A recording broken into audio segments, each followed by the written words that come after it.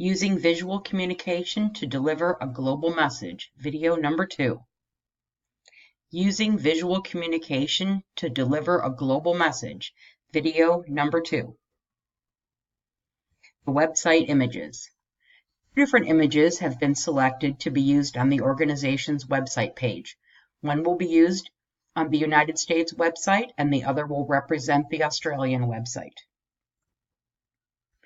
The Australian website pictorial displays what racism means to Australia, including words like bias, antagonism, opposition, and tribalism.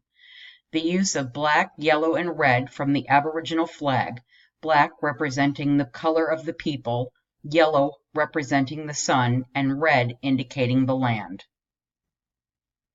The United States website will use the human rights as a theme. The main colors in the center are red and blue, indicative of the United States flag. Use of words like freedom, justice, hope, equality, and prosperity are used as common themes for human rights in the United States.